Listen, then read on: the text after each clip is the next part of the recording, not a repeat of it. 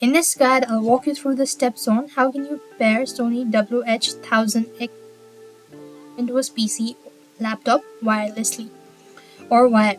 To do it so, you want to make sure to watch this video right till the end. If you want to do wireless, then you want to go ahead and for that open up your settings and go to Bluetooth and device. After which you want to simply go ahead and click on add device here.